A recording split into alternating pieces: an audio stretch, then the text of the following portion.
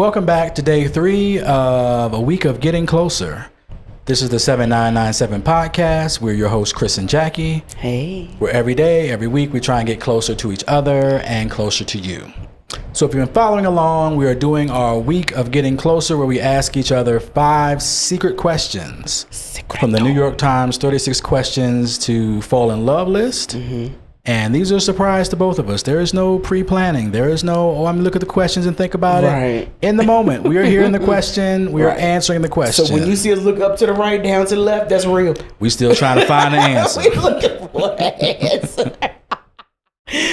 And thank you all so much if you've been holding with us through this week. Yeah. We hope this is fun for you guys. Mm-hmm. If you guys want to answer some of these questions in the comments, that would be lovely. I'd love to hear you guys, viewpoint on some of these questions. But I think this episode, you get to kick off with the first question. Ooh, okay. Question número 3. Número 3. If you could wake up tomorrow having gained any one quality or new ability, what would it be? Could it be a superpower or just a regular ability? I guess you can make it up. Do as you want to. Because it doesn't give any parameters. Well, it doesn't say superpower. I'm just trying to make it superpower, but yeah, but I mean, any quality or new ability. A quality or a new ability I would want to wake up with tomorrow. I guess let's make it realistic, not necessarily Superman. I can look through a wall, break through steel. Not that. Quality or new ability. Mm-hmm. I would say I would want to wake up tomorrow. And how do I say it? I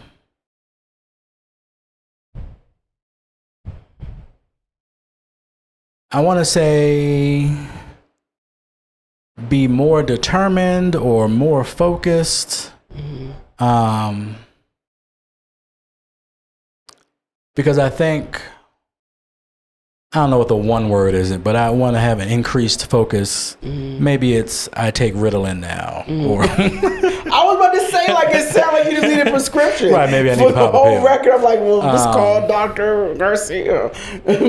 So I think a lot of us have a list of things that we want to do or we want to accomplish, even just on a day-to-day basis. Like when I wake up in the morning, I think about, let me get up and go walk around the park a couple times. Do I ever make it out the bed and do? No. It's so lovely under the covers. Not even close. When that air conditioning is blowing and you got a little blanket over your head and it's just slight chill outside, but it's cozy on the inside.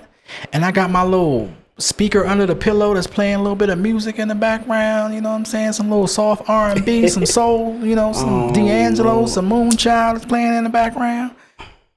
It's no reason to go outside and walking. Wow. So I would like to have some focus, more determination to be able to accomplish the things that I just want to do on a daily basis. You know what it sounds like? What is that? Mamba mentality. Like a lot of athletes have that. That dog with the bone kind of thing. I want to be a dog. Right. Prime time, you gotta be a dog. You gotta make the main thing the main thing. Make the main thing the main thing. Yeah. So you want that. Yeah. That inner drive. And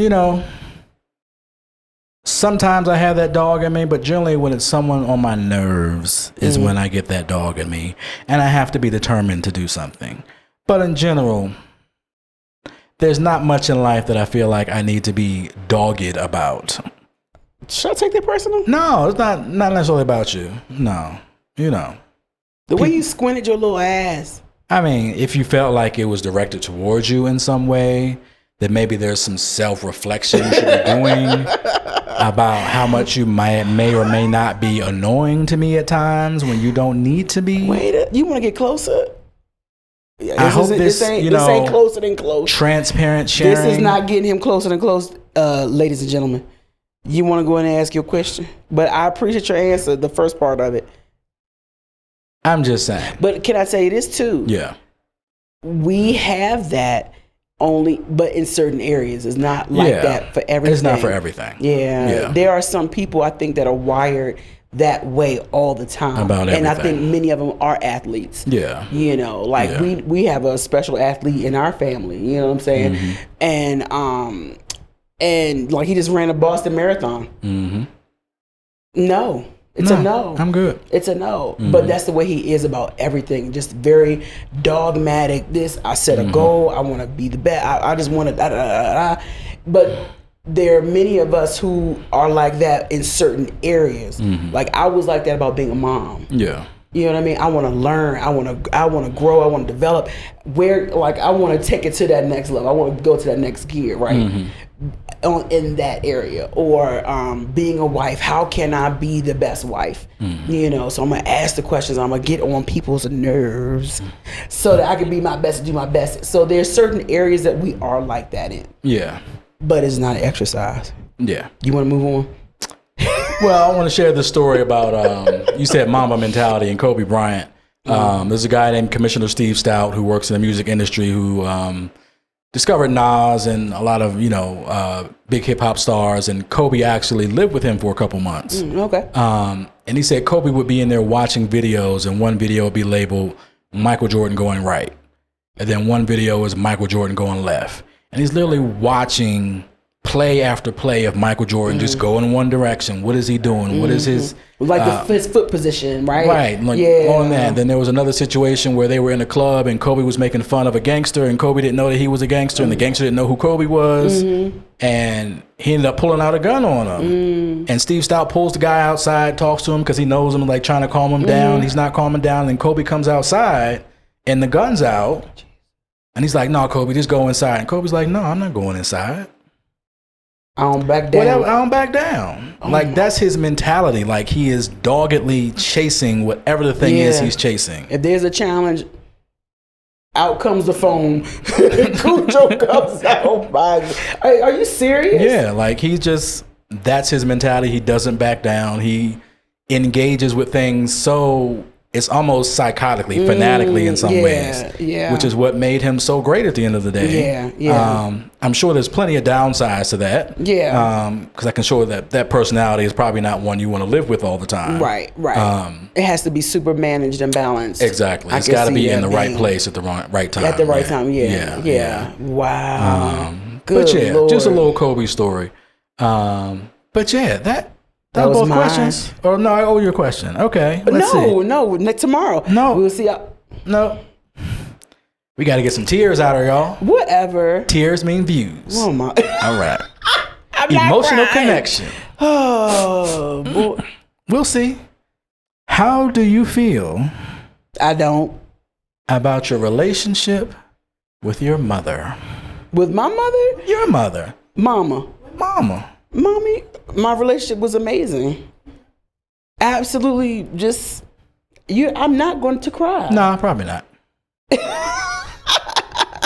But yeah, my relationship with mom was amazing. I actually just watched the interview with Whoopi Goldberg about her losing her mother, or after her mother passed away. And she said something that literally I tell people all of the time. I left nothing on the table. She left nothing on the table. We were cool. Like everything, irrespective of liking each other. Yeah. Irrespective of getting along, right? We just had a genuinely excellent relationship. Yeah. And even when times were rough, which they got to be rough, we talked through them. You know what I mean? And she was there when my life was turbulent. I was there for her when her life was turbulent. We were there for her when her life got more turbulent. You know what I mean? So like we weathered all the storms. Yeah. So there was nothing left to be said except you don't go. And no, I'm not about to cry. But if there was anything, it was just like, please don't go. But there was nothing left unsaid. Yeah. So yeah, my relationship with mom wasn't perfect, and I've said this before, like she was the perfect mom for me. So yeah, it was really great. It was really great. I loved how she, I ain't like her as a mother. So your relationship with your mother was great, but you didn't like her as a mother? Because she was, I think, a good mom. You know, I think a lot of good mothers. Meaning a good mom is not going to let you do whatever you want to do. Correct. She had boundaries. She was old school. And we know that you don't like boundaries of any sort. Thank y'all for tuning in. We will see y'all tomorrow. Same time. Look, same bat channel, same bat time. No, but like, yeah, I didn't, especially growing up in the 80s when we had these big old bamboo earrings, at least 2 pair. No, 1 pair. And them bamboo earrings could be bigger than a quarter. Oh, I had rules. I thought she was military at one point. Like, for real, the way she had me clean up. And the rules about my earrings, they could be bigger than a quarter. I am serious, y'all. Lipstick had pale pink. You know, not red. Absolutely not. Hair had to be a certain way. Fingernail polish could be no red polish. Oh, no, sir. And I've told you all, you know, like I grew up on the thicker side. And so now looking back, she was protecting me. Yeah. Because let me have on some big old bamboo earrings, at least 2 pair, you know, and have on a bad little outfit, you know, all the girls wearing or whatever, and red lipstick and red fingernails. It'd have been a wrap. At 12, I looked 16. You look too grown. And so that'd have been inviting way too many grown men. Yeah. You know, so now I look back and I'm like, okay, she was protecting me. Yeah. So she definitely was a good mom. Yeah, for sure. Thank you for asking. Thank you for answering. Yeah. And may I ask a question though? Sure. As it relates to our relationship, my mother's and I, how did you pick up on it?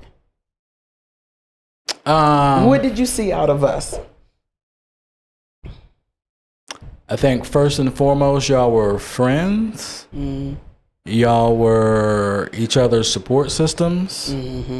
And y'all just generally liked each other and liked to spend time. Yeah. You know, I think a lot of people know the responsibility of being a support system and take care of that responsibility. They don't always do it because they like the parent. Not always because it's their responsibility. It's their responsibility. And I'm sure there's plenty of times when you did not like your mom. But like I said with my father's relationship, like there's a time when you mature into being individuals and not so much this parent-child relationship. There is, hey, I like Joyce. Yeah. Not necessarily I like mom, but I like Joyce. And I want to make sure Joyce is taken care of.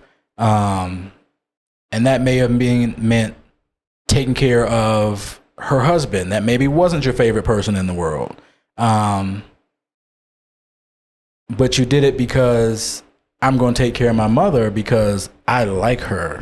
I love her. I enjoy being around her. I want her to be here as long as possible. And the more that I take care of her, the more time I have to spend with her. I'm not here to take from her. I'm not here to, neglect her in the corner. That's my girl. As you always said, that's my girl. That's my boo. Right? So pure relationship at the end of the day. Yeah. So you saw that. Yeah. And I don't know what it took to get to that. So I'm sure that wasn't necessarily an easy journey all the time. Good question. Well, good. Yeah. We're going to go on to tomorrow. Yeah. Because I'm about to turn into a puddle of water. I thought you weren't crying. You not crying? Mission accomplished. It's not hard to get her to cry anyway. On that, we will take a breather and we will see you guys tomorrow. Hasta mañana. For another question. Question 4? Like, comment, and subscribe. Question 4. Yes. Yeah. Share. Yes. Buy us coffee, y'all. Buy coffee. Please and thank you. Watch another video tomorrow. Did we say share? Yeah, I mean, please. That should go without saying. I know. You're on YouTube. You've watched enough videos. You know what you're supposed to do. Please and thank you. And if you're not subscribed, get subscribed. Please and thank you. I know the algorithm is going to keep showing you the videos if you're subscribed or not. But you just clicking that button helps us out a ton. Please and thank you. we get closer to be able to do more of these videos. That's all it means. It means I want them to do some more videos because I like what they're doing. Subscribe, thumbs up, boom. Please and thank you. And if you want to go the extra mile, hit share. If you want to go another mile, buy a coffee. If you run out of gas, you can just watch the video. You said go another mile. Okay, because you're going so many miles and it's out of, okay. See y'all tomorrow. Bye, y'all. Bye. This is the 7997 Podcast, your home for raw and honest conversation, featuring Chris and Jacki, with new episodes every Sunday, wherever you get your podcasts.